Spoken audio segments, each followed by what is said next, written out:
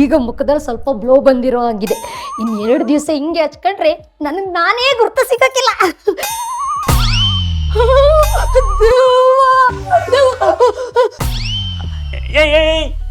ಹೇಳ ಹೇಳ ಮ್ಯಾಲ. ನಾನು ದೆವ್ವ ಅಲ್ಲ, ನಿನ್ನ ಪತಿ ದೇವ. ಅಯ್ಯ ನಿನ್ನ ಮುಖಕ್ಕೆ ನನ್ನ ಯಾಕಡೆ ಸಿಕ್ಕಾಕ? ಏನೇ ನಿನ್ನ ಅವತಾರ? ಇಷ್ಟೊತ್ನಲ್ಲಿ ಅರ್ಶಿಣೆಲ್ಲ ಹಚ್ಕೊಂಡು ಏನ್ ಹಿಂಗ್ ನಾಟಕ ಆಡೋದೈತಾ? ನಿನ್ನ ನೋಡ್ಬಿಟ್ಟು ನಾನು ಎದೆ ಬಿಡ್ತೀನಿ ನಿಂತೋಗಿತ್ತು. ಇಂಥ ಚಲೋ ಹಾಕಿತ್ತು, ಇನ್ನೊಂದು ಜೋಡಿ ಸಿಕ್ತಿತ್ತು. ಏನಂದೆ? ಏನು ಅಂದಿಲ್ಲ. ಅಲ್ಲನಾಗಿ ನೀನು ಒಬ್ಬಕಿನ ಫೇಸ್ ಪ್ಯಾಕ್ ಹಾಕೊಂಡು ಪಳ ಪಳ ಪಳ ಅಂತ ಹೊಳಿಬೇಕೇನು? ಯಾಕ ನಾನು ಫೇಸ್ ಪ್ಯಾಕ್ ಹಾಕೊಳ್ಳೋದು ಬೇಡ, ನೀನು ಕೆಮಿಕಲ್ ಫೇಸ್ ಪ್ಯಾಕ್ ಹಾಕೊಂಡು, ಆದ್ರೆ ನಾನು ನ್ಯಾಚುರಲ್ ಅರಿಶಿನ ಹಾಕೊಂಡಿನಿ ಅಷ್ಟೇ. ಅಷ್ಟೇ ಅಂತೆ ಅಷ್ಟೇ. ಮನೆ ಮುಂದೆ ಸೆಗಣಿ ಸಾರ್ದಂಗೆ ಮುಖ ತುಂಬ ಅರ್ಶಿನ ಹಚ್ಕೊಂಡು ರಾತ್ರಿ ಹೊತ್ತಾಗಿ ಹಿಂಗೆ ಮನ್ಕೊಂಡ್ರೆ ಆ ಅರ್ಶಿನ ಎಲ್ಲ ಹಾಸಿಗೆ ಹಚ್ಚಲ್ವಾ? ಅದನ್ನ ಯಾರು ನಿಮ್ಮ ಅಪ್ಪ ತೊಳಿತಾನ? ನಮ್ಮ ಪ್ಯಾಕ್ ಬಂದು ತೊಳಿತಾನ? ತೊಳಿಲಿಕ್ಕಂತೇಳಿ ನಿನ್ನ ತಂದು ಗಂಟು ಹಾಕ್ಯಾರಲ್ಲ. ಏನಂದೆ? ಸಾಕು ಬಿಡನಾಗಿ ಹೊಡಿಲಿಕ್ಕೆ ಹೋಗ್ಬೇಡ. ಹಿಂಗ ಹೊಡಿತಿದ್ರ ಪೆನ್ನು ಮುಳೆಲ್ಲ ಟಕ್ ಅಂತೈತಿ, ಜೀವ ಟಕ್ ಅಂತ ಮ್ಯಾಲ ಹೋಗ್ತೈತಿ. ಆಮೇಲೆ ನಾನೊಂದು ತೀರಾ ನೀನೊಂದು ತೀರಾ ಹಾಕ್ಬಿಡ್ತೇವೆ ಬಿಡ. ಈಗೇನು ನಮ್ ಜೀವನ ಜೊತೆಯಾಗಿ ಹಿತವಾಗಿ ಅನ್ನೋ ತರ ಇದೆಯಾ? ಬೆಳಗ್ಗೆ ಆದ್ರೆ ಸಾಕು ಸ್ಟೇರಿಂಗ್ ಹಿಡಿತೀಯ, ರಾತ್ರಿ ಆದ್ರೆ ಗೊರಕೆ ಹೊಡಿತೀಯ. ನಿನ್ನ ಕಟ್ಕೊಂಡು ನನ್ನ ಜೀವನ ಒಳ್ಳೆ ಮುದ್ದೆ ಪಾತ್ರೆಯಲ್ಲಿರೋ ಸೀಕು ತರ ಆಗೋಗಿದೆ. ಈಗೇನು ನೀನು ಹೋಗಿ ಮುಖ ತೊಳಿತೀಯೋ ಇಲ್ವೋ? ಇಲ್ಲ ಅಂದ್ರೆ ನಾನೇ ಫಿನಲ್ ಹಾಕಿ ತಿಕ್ತೀನಿ. ಹಂಗೆಲ್ಲ ಮಾಡ್ಲಿಕ್ಕೆ ಹೋಗ್ಬೇಡ, ಹೋಗಿ ತೊಳ್ಕೊಂಡ್ ಬರ್ತೀನಿ. ಹೋಗು, ಈ ಕರಿ ತಿಮ್ಮಣ್ಣ ಗ್ಲೋ ಬೇರೆ ಆಗ್ಬೇಕಂತೆ. ನಿನ್ನ ಹಾಕಿದ್ದು ಫೇಸ್ ಪ್ಯಾಕ್ ತೆಗೆ, ನೀನು ನನಗಿಂತ ಕರ್ರ ಕಾಂತಿ. ಏನಂದೆ? ಏನಿಲ್ಲ, ನಾನ್ ಸುಂದರಿ ಆಗಿದ್ದೀನಿ.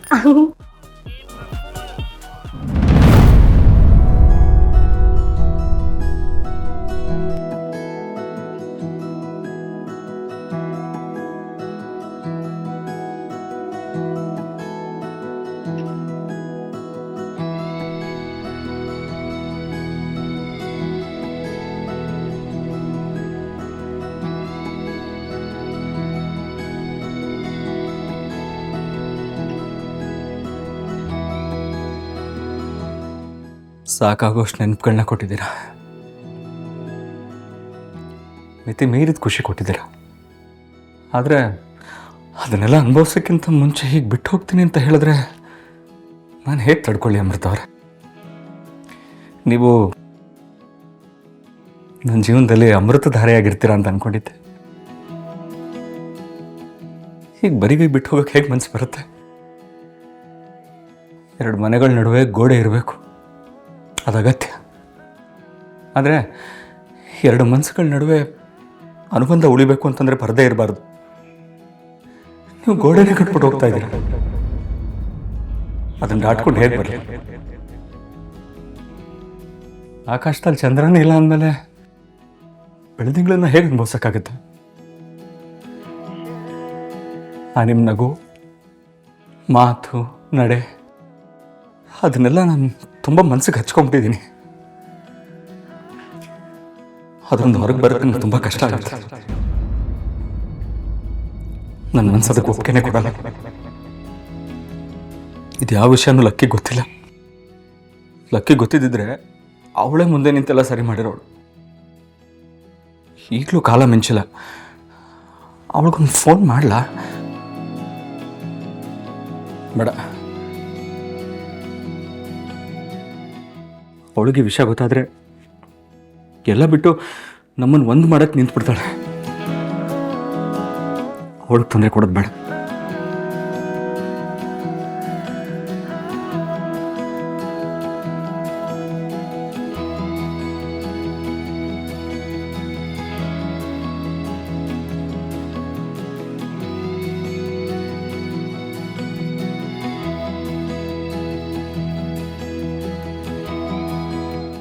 ಸಂಜೀವ, ಯಾಕಪ್ಪ ಕತ್ಲಲ್ಲಿ ಕೂತಿದ್ಯಾ?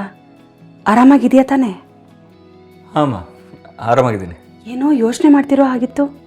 ಅಮ್ಮ, ನೀನು ಮಡ್ಲಲ್ಲಿ ಮಲಗಬೇಕು ಅಂತ ಅನಿಸ್ತಾ ಇದೆ, ಮಲಗ್ಲಾ? ಅದನ್ನು ಕೇಳಬೇಕೇನೋ.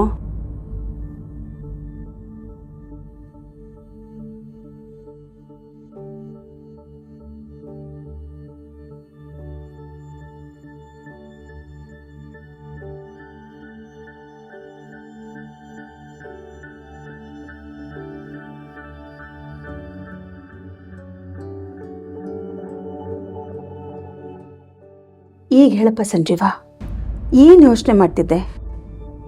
ಲಕ್ಕಿದು ತುಂಬ ನೆನಪಾಗ್ತಿತ್ತು. ಅವಳ ಬಗ್ಗೆನೇ ಯೋಚನೆ ಮಾಡ್ತಿದ್ದೆ. ಅವಳನ್ನು ತುಂಬ ಮಿಸ್ ಮಾಡ್ಕೊತಾ ಇದ್ದೀನಮ್ಮ. ಹೌದು ಗುಣ ಸಂಜೀವ, ನನಗೂ ಹಾಗೆ ಅನ್ನಿಸ್ತಿದೆ. ಅವಳಿದ್ದ ಜಾಗದಲ್ಲಿ ಲವಲವಿಕೆ ತುಂಬಿರುತ್ತೆ. ಅವಳು ಏನಾದರೂ ಒಂದು ತರಲೆ ಮಾಡಿ ಎಲ್ರೂ ನಗಿಸ್ತಾ ಇರ್ತಾಳೆ. ಅವಳನ್ನ ನೋಡಿದವರು ಏನಪ್ಪ ಈ ಹುಡುಗಿ ಇಷ್ಟೊಂದು ತರಲೆ ಮಾಡ್ತಾ ಇದ್ದಾಳೆ ಅಂತ ಅನಿಸ್ಬೋದು. ಆದರೆ ಅವಳು ಇಲ್ಲದೆ ಇದ್ದಾಗ ಆ ಖಾಲಿತನ ಇರುತ್ತಲ್ಲ, ಅದನ್ನು ಸಹಿಸ್ಕೊಳ್ಳೋದು ಬಹಳ ಕಷ್ಟ. ಹೆಣ್ಮಕ್ಳೇ ಹಾಗೆ ಕಣಪ್ಪ. ಹುಟ್ಟಿದ ಮನೆಗೆ ಖುಷಿ ಕೊಟ್ಟು ಮೆಟ್ಟಿದ ಮನೆಗೆ ಬೆಳಕು ಕೊಡೋಕೆ ಹೋಗ್ಬಿಡ್ತಾರೆ. ಸಂಜೀವ, ನೀನು ಅವಳಿಗೊಂದು ಫೋನ್ ಮಾಡಿ ಅವಳ ಹತ್ರ ಮಾತಾಡು. ಆಗ ನಿನ್ನ ಮನಸ್ಸು ಹಗುರ ಆಗತ್ತೆ. ಈಗ ಬೇಡಮ್ಮ, ಬೆಳಗ್ಗೆ ಕಾಲ್ ಮಾಡ್ತೀನಿ. ಸರಿ ಕಣಪ್ಪ, ಹಾಗೆ ಆಗಲಿ.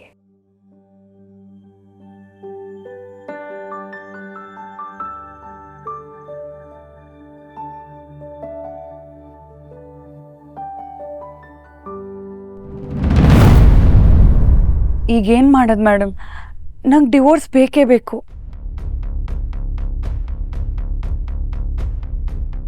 ಡಿವೋರ್ಸ್ ಬೇಕು ನಿಜ, ಆದರೆ ಕೊಟ್ಟಿರೋ ರೀಸನ್ನೇ ಸರಿ ಇಲ್ವಲ್ಲ. ಒಂದು ಕಡೆ ಫೋರ್ಸ್ ಮದುವೆ ಅಂತ ಹೇಳ್ತೀರಾ, ಪೊಲೀಸ್ ಕೇಸಲ್ಲಿ ನಾವಿಬ್ರು ಖುಷಿಯಾಗಿದ್ದೀವಿ ಅಂತ ಸರ್ಟಿಫಿಕೇಟ್ ಮಾಡಿಸಿದ್ದೀರಾ. ಈ ರೀತಿ ಎರಡೆರಡು ರೀಸನ್ ಕೊಟ್ಟರೆ ಕೋರ್ಟ್ ಹೇಗೆ ಒಪ್ಕೊಳ್ಳುತ್ತೆ? ಈಗಾಗಲೇ ನಿಮ್ಮ ಹತ್ರ ಫಸ್ಟ್ ಟೈಮ್ ಮಾತಾಡಿದಾಗಲೇ ನಾನು ಹಿಯರಿಂಗ್ ಡೇಟ್ನ ಕನ್ಫರ್ಮ್ ಮಾಡ್ಕೊಂಡಿದ್ದೆ. ಆದರೆ ಇವಾಗ ಪೇಪರ್ ವರ್ಕು ರಿಜೆಕ್ಟ್ ಆಗಿದೆ. ಹಾಗಾದರೆ ಈಗ ಏನು ಮಾಡೋದು ಮೇಡಮ್? ನಂಗೆ ಡಿವೋರ್ಸ್ ಬೇಕೇ ಬೇಕಲ್ಲ. ಒಂದು ಕೆಲಸ ಮಾಡಿ, ನೀವು ನಿಮ್ಮ ಗಂಡ ಇಬ್ಬರು ಆಫೀಸಿಗೆ ಬನ್ನಿ. ನೀವು ಇಲ್ಲಿಗೆ ಬಂದರೆ ಪೇಪರ್ ವರ್ಕ್ನೆಲ್ಲ ರೀಕರೆಕ್ಟ್ ಮಾಡಿ ಸಬ್ಮಿಟ್ ಮಾಡೋಣ. ಆಮೇಲಿಂದ ನೀವು ಹಿಯರಿಂಗ್ ಅಟೆಂಡ್ ಮಾಡ್ಬೋದು. ಆಫೀಸಿಗೆ ಬರಲೇಬೇಕಾ? ಫೋನ್ನಲ್ಲೇ ಹೇಳಿದ್ರೆ ಆಗಲ್ವಾ ಮೇಡಮ್? ನೋ, ನನಗೆ ನೀವಿಬ್ಬರು ಏನಕ್ಕೆ ಡಿವೋರ್ಸ್ ತೊಗೊಳ್ತಾ ಇದ್ದಾರ ಅಂತ ಕರೆಕ್ಟ್ ರೀಸನ್ ಬೇಕು. ನಿಮ್ಮಿಬ್ರು ನೋಡಿದೆ ನಾನೇನು ಮೂವ್ ಮಾಡೋಕ್ಕಾಗಲ್ಲ. ಸೊ ನೀವಿಬ್ಬರು ಇಲ್ಲಿಗೆ ಬರಲೇಬೇಕು. ಓಕೆ ಮೇಡಮ್, ನಾನು ಕಾಲ್ ಮಾಡಿ ಕನ್ಫರ್ಮ್ ಮಾಡ್ತೀನಿ.